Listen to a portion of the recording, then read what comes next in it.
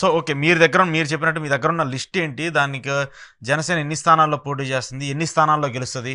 అంటే నా అంచనా ప్రకారం శ్రీకాకుళం మనం యాక్చువల్గా అంటే మన కాపు కమ్యూనిటీ ఎక్కువగా ఉన్న ప్రాంతాలు ఏమిటి తూర్పుగోదావరి పశ్చిమ గోదావరి జిల్లాలు. హ్మ్. సో గతంలో నేను ఇచ్చినటువంటి ప్రొడక్షన్స్లో కూడా ఆ, తాడేపల్లి కూడా ఇవ్వలేదు. నిడదవోలు కైకలూరు హ్మ్. అట్లాగే భీమవరం హ్మ్.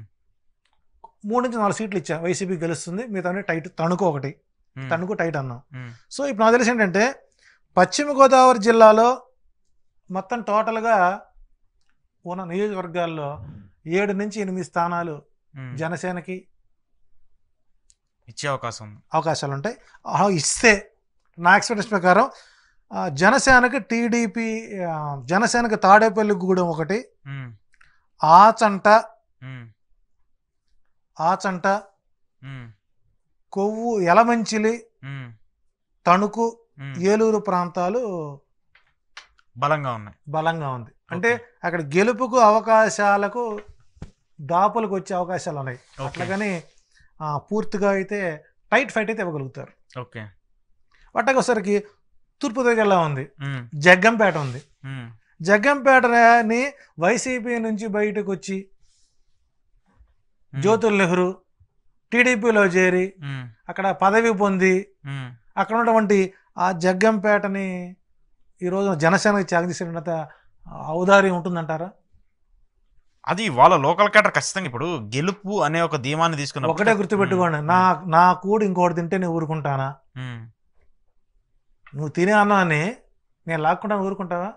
అంటే ఒకవేళ అక్కడ నాయకుడు కాంప్రమైజ్ కావచ్చు, ప్రజలు కాంప్రమైజ్ కారు. ఓకే. ఆయన లబ్ధి పొందిన వాళ్ళు ఉంటారు బయటికి భుజాన. అంటే ఇప్పుడు చంద్రబాబు నాయుడు గారు పవన్ కళ్యాణ్ గారు అంతా ఓపెన్గా మాడుకుంటున్నారు కూర్చొని, లేకపోతే వైసీపీ ఎమ్మెల్యేలు జగన్తో కూర్చొని ఓపెన్గా మాడుకుంటున్నారా? ఇక్కడ మాయకుల యందు మనిషి మాయావిగా బతకవల్ల కానీ బుజువుగా బతకూడనటువంటి నానుడిని మాత్రం బాగా రాజకీయ నాయకులు ఉపయోగిస్తున్నారు. అదే మాకు దివ్యాస్త్రంగా మారింది. రైట్. మరి తూర్పుగోదావరి జిల్లాకు సంబంధించి ఎలా ఉంటుంది? తూర్పుగోదావరి జిల్లాలో నాకున్న అంచనా ప్రకారం అమలాపురం, మిమ్మిడివరం, కాకినాడ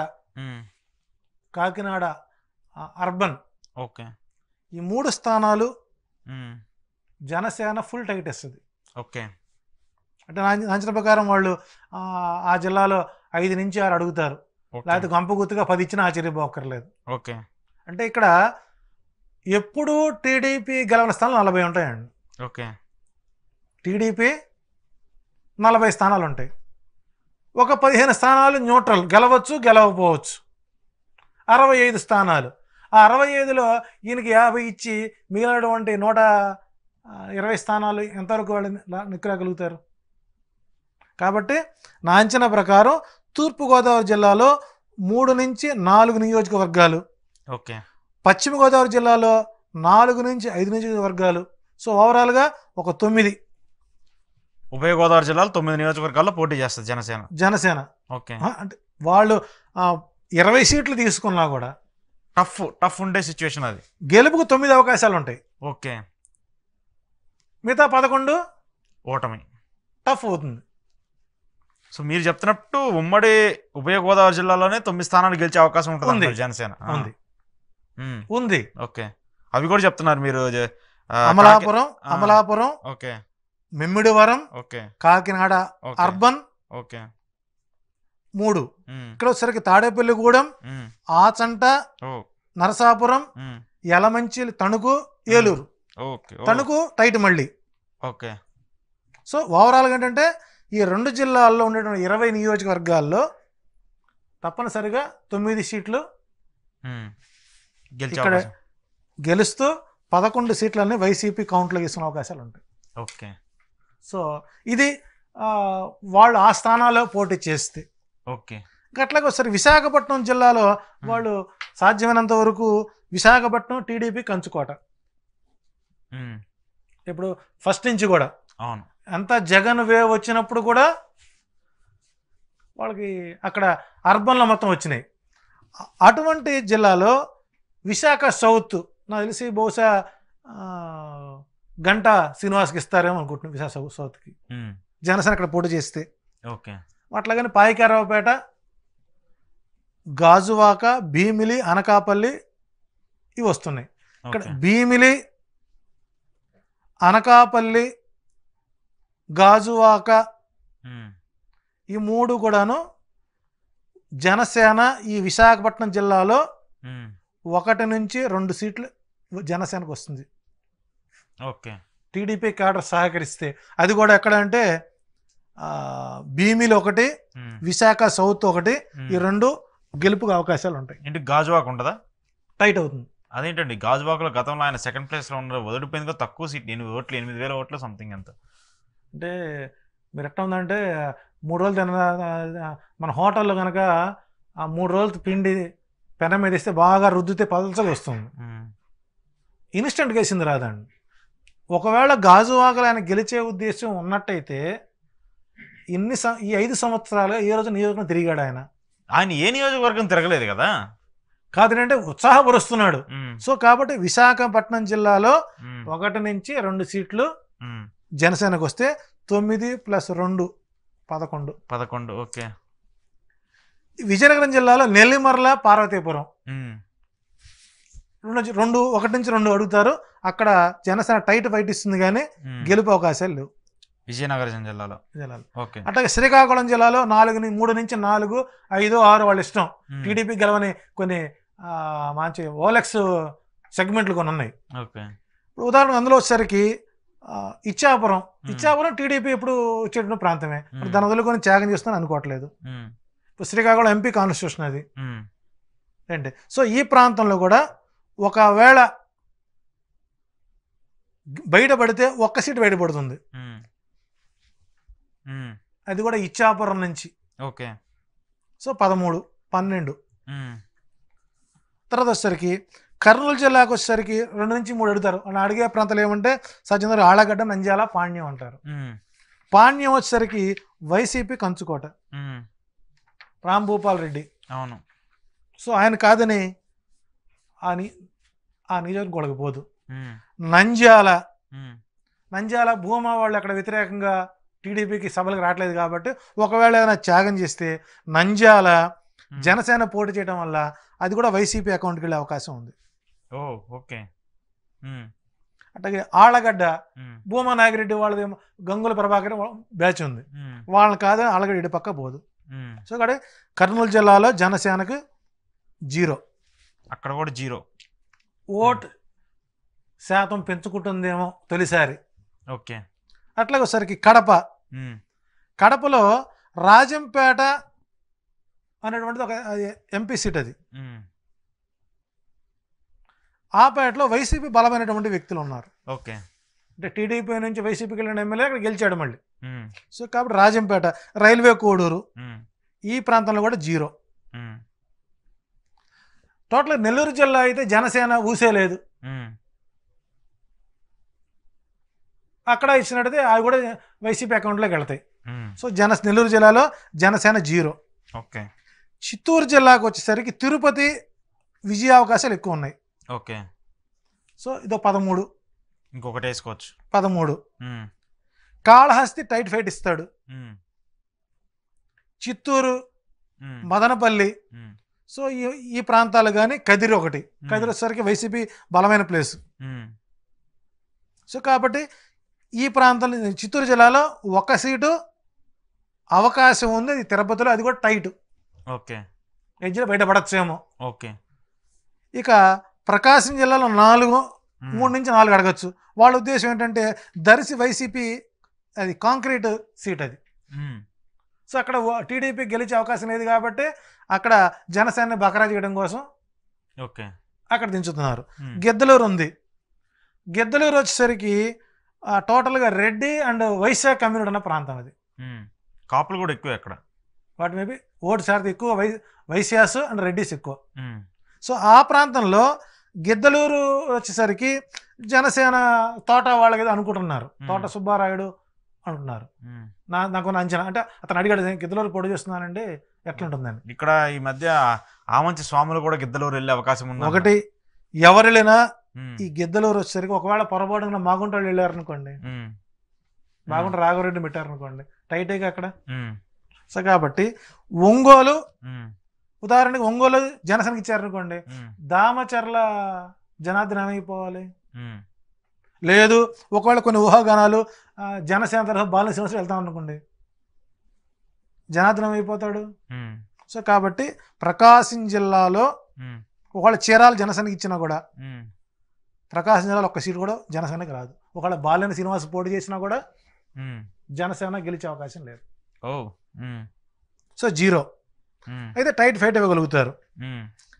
అట్లాగే గుంటూరు వెస్ట్ తెనాలి ఉంది. తెనాల్లో మనకు నాదెళ్ల మనోహరు అనుకుంటున్నారు. నాదెళ్ల మనోహర్కి ఇచ్చి జనసేన కనుక ముందుకెళ్తే అక్కడ శివప్రసాద్ ఈజీ విన్ అయ్యే అవకాశాలు ఉన్నాయి. ఒకటి అదే టీడీపీ కనుక మళ్ళీ రాజేంద్ర అతను ఆల్బాడ్ రాజా కనుక ఇస్తే కథ సమబుజ్జిగా ఉంటుంది. సో ఇక్కడ వచ్చేసరికి ఇక్కడ గుంటూరు వెస్ట్ వచ్చేసరికి మనకు మళ్ళీ కొనించాలి ఏంటంటే నాదెళ్ల మనోహర్ యొక్క వ్యూహాగానాలు గుంటూరు వెస్ట్కి రావాలని. సో గుంటూరు వెస్ట్కి వచ్చినప్పుడు అక్కడ విడదల రజని, ఆ విడదల రజని కూడా అది కూడా వ్యూహాత్మకమే. సో కాబట్టి బాపట్ల వచ్చేసరికి రెడ్డి కమ్యూనిటీ ఎక్కువ, బ్రాహ్మణ కమ్యూనిటీ ఎక్కువ. సో ఇక్కడ గుంటూరు జిల్లాలో కూడా నా అంచనా ప్రకారం ఒక సీటు కూడా రాదు. ఓట్ షేర్ పెంచుకోగలుగుతారేమో కానీ. ఇక కృష్ణా జిల్లాలో ఒక విజయవాడ వెస్ట్ ఎడ్జిలో బయటపడే అవకాశం ఉంది. సో కౌంట్గా 1+1 14 ఇంకో సీట్ వేసుకోవచ్చు, అక్కడ సీట్ వేసుకోవచ్చు. సో ఓవరాల్గా 14 నుంచి 15 సీట్లు విజయ అవకాశాల వైపు ఉన్న మిగిలినటువంటి 40 స్థానాల్లో ఒకవేళ ఆ స్థానాల్లో కనుక వైసీపీ గెలిచిందనుకోండి, పోనీ వాళ్ళ దుగ్ధానందం 50 సీట్లు ఇచ్చాడు అనుకుందాం, 15 సీట్లు గెలుస్తాడు, 40 స్థానాల్లో వైసీపీ గెలిచింది అనుకోండి, మెజారిటీ ప్రభుత్వం ఎటు వెళ్తుందండి? సో కాబట్టి జనసేనకు ఎన్ని సీట్లు కనుక వెళితే వైసీపీకి అంత బలం వస్తుంది. ఈ లాజిక్ ఎందుకు మిస్ అవుతున్నారో అర్థం కావట్లేదు. అయితే ఇక్కడ ఓవరాల్గా వైసీపీ క్యాడర్ కూడా వ్యూహాత్మకంగా అవిశ్రాంతంగా కనుక కృషి చేయకపోతే ఏమరపాటులో గద్దను తనుకుపోయే అవకాశాలు ఎక్కువ ఉంటాయి. సో అవకాశం ఉన్నంత వరకు 40 నుంచి 60 సీట్లు వైసీపీకి టైట్ ఫైట్ ఇవ్వడానికి ప్రణాళికలు జరుగుతున్నాయి. అయినప్పటికీ రూరల్ మొత్తము కూడా వైసీపీ వైపు వెళితే అర్బన్ మెజారిటీ మాత్రం ఈ కూటమికి వెళ్ళే అవకాశాలు ఉన్నాయి. సో కాబట్టి కాకుండా ఇలా ఉంటే జనసేన బీజేపీ ఒంటరిగా కనుక జనసేన బీజేపీ అభ్యర్థి కలిసి మా ముఖ్యమంత్రి జనసేన అభ్యర్థి పవన్ కళ్యాణ్ అంటే టోటల్గా వాతావరణం మొత్తం తిరిగి మార్చే అవకాశాలు ఉన్నాయి. ఇక్కడ అంత సిచ్యువేషన్ లేదు, వీళ్ళిద్దరు కలిసి వెళ్తామని చెప్పి డిసైడ్ చేసేసారు. అంటే ఇవన్నీ కూడా ఏంటంటే ఇప్పుడు మనం చెప్పినటువంటి ఇవన్నీ కూడా వాళ్ళ యొక్క ఊహాగానాలకి మనం అఫ్ కోర్స్ అంటే ఇప్పుడు వాళ్ళు కొన్ని సీట్లు ఆశిస్తున్నారు, దానికి సంబంధించి కూడా లిస్టు ఉండాలని చెప్పేసి అందరూ భావిస్తున్న పరిస్థితి కనపడుతుంది. ఇది సోషల్ మీడియాకు సంబంధించి జనసేన పోటీ చేసే స్థానాలు ఇవే అని ఒక లిస్టు ప్రకటించింది. జనసేన పార్టీకి సంబంధించిన కొంత సోషల్ మీడియాలో వైరల్ అవుతున్న పరిస్థితి కనపడుతుంది. సో దాని ప్రాతిపదికన జీవీఎల్ఎన్ చారి గారు చెప్పిన రిజల్ట్స్ ఏంటంటే జనసేన పార్టీ మొత్తం 55 స్థానాల్లో పోటీ చేయబోతుంది. 55 స్థానాల్లో పోటీ చేస్తే majority east Godavari, west Godavari జిల్లాల్లో జనసేన దాదాపు 9 స్థానాల్లో గెలిచే అవకాశం ఉందని చెప్తున్నారు. ఆ తర్వాత విశాఖ జిల్లాకు సంబంధించి కూడా 2 స్థానాల్లో జనసేన పార్టీ గెలుస్తుంది. సో ఓవరాల్గా చూసుకుంటే 50 స్థానాలకు సంబంధించి జనసేన పార్టీ ఈసారి 14 నుంచి 15 స్థానాల్లో విజయం సాధిస్తుంది.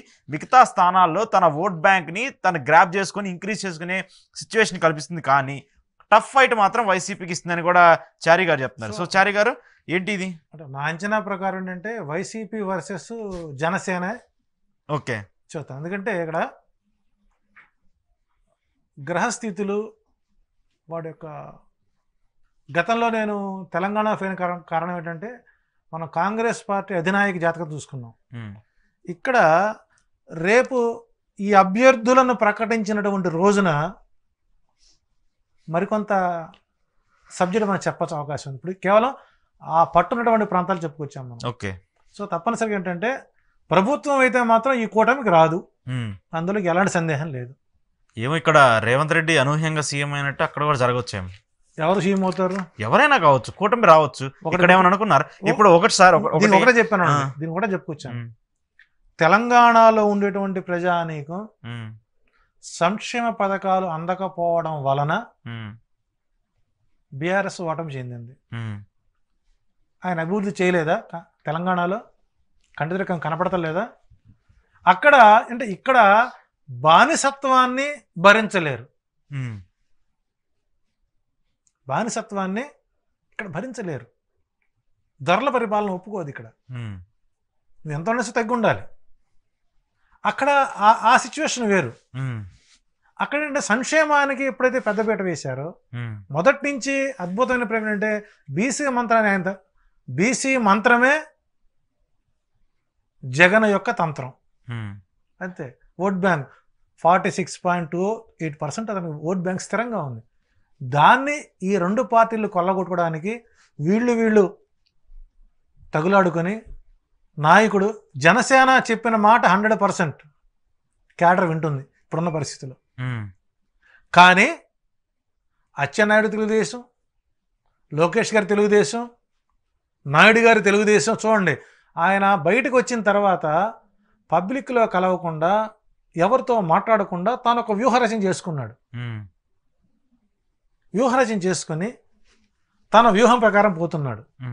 మరి ఆ వ్యూహం సక్సెస్ వైపు వెళ్తుందా పతనం వైపు వెళ్తుందని భవిష్యత్తు నిర్వహిస్తుంది. కాబట్టి మనకు సోషల్ మీడియాలో మనకు వచ్చినటువంటి ఈ స్థానాల యొక్క అది వాస్తవాలు, అది కూడా ఈజ్ ఏ పొలిటికల్ డ్రామా అనుకుంటున్నా. బెట్టకైతే 11 సీట్లు మార్చి నన్ను నమ్ముకొని కుటుంబంతో సహా తన విధేయుడైనా తన కుటుంబ వ్యక్తికైనా తన మిత్రుడికైనా కాదని ఆయన ఇన్ఛార్జీలు మారుస్తూ ఆళ్ల రామకృష్ణారెడ్డి రాజీనామా చేసినటువంటి వ్యూహాత్మకమైనటువంటి మైండ్ గేమ్ ఉంది చూసారా, ఆ గేమ్లో టీడీపీ జనసేన పడ్డారేమో అన్న సందేహం కలుగుతుంది నాకు. ఓకే. అయితే ఇది కూడా కొత్త గేమేనేమో. ఉదాహరణ విడదల రజనీని గుంటూరు వెస్ట్లో పోటీ చేస్తాను గ్యారెంటీ ఉందా? గేర్లే. ఇప్పుడు ఆ లెక్కన కొన్ని ప్రాంతాలు ఇన్ఛార్జీలు పెట్టలేదు. ఇన్ఛార్జీ ఎర్రగొండపాలెం ఇన్ఛార్జీ లేడు ఇంతవరకు. అంటే ఇవన్నీ ఏంటంటే ఈక్వేషన్స్. సో కాబట్టి ఇక్కడ చలన కాస్త అక్కడ చెల్లుతుందా అంటే చల్లకూడదని గ్యారెంటీ ఉంది. డాలర్ రూపాయలు మార్చుకుంటున్నాం కదా మనం. సో కాబట్టి రాజకీయ నాయకులు వాళ్ళు చేసే వ్యూహాలు వీటి మధ్య సైలెంట్ ఓటర్ ఉన్నాడు సరా, మీడియా ముందుకు రాకుండా తన ఒపీనియన్ చెప్పకుండా ఆ సైలెంట్ ఓటర్ యొక్క ప్రభావం. ఒకవేళ అధిక వర్గాలు మొత్తం కాంగ్రెస్ వైసీపీకి అగెనిస్ట్కి వెళ్ళినా ఈసారి 2024 ఎన్నికల్లో నా బ్రాహ్మణ ఓట్లు డిసైడ్ ఫ్యాక్టర్గా మారబోతుంది. ఓకే. 100%. 46,636 ఓట్లు ఏవైతే ఉన్నాయో కొత్తగా చేరిన యువత ఒక 25,000 ఓట్లు మళ్ళీ మాకు కొత్తగా యాడ్ అయినాయి.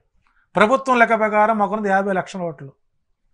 ఈ 50 లక్షల ఓట్లు ఎడుబడితే అటు ప్రభుత్వం వెళ్ళే అవకాశాలు ఉంటాయి. చూద్దాం. అది మీరు చెప్పింది 50 లక్షలు మీరు డిసైడ్ చేస్తారా, లేదంటే మీరు చెప్పినట్టు ఈ 14-15 సీట్లు వస్తాయా, అసలు 55 సీట్లు జనసేనకి ఇస్తారా? అంటే వాళ్ళు ఇచ్చే సోషల్ మీడియా వచ్చిన 55 సీట్లలో మనం కేవలం గెలిచే స్థానాలే తీసుకున్నాం. గెలిచే స్థానాలే చెప్పాం. కాకపోతే ఏంటంటే ఇప్పుడు వాళ్ళు కూడా పాపం ఈ లిస్ట్ చూసిన తర్వాత ఆహా ఓహా ఇది మనం ఇచ్చిన సీట్లు అనాలి. కొత్త కిరీటం ఇప్పుడు నేను చెప్పేదంటే ఇది యాదృచ్ఛికంగా వచ్చిన. అవును.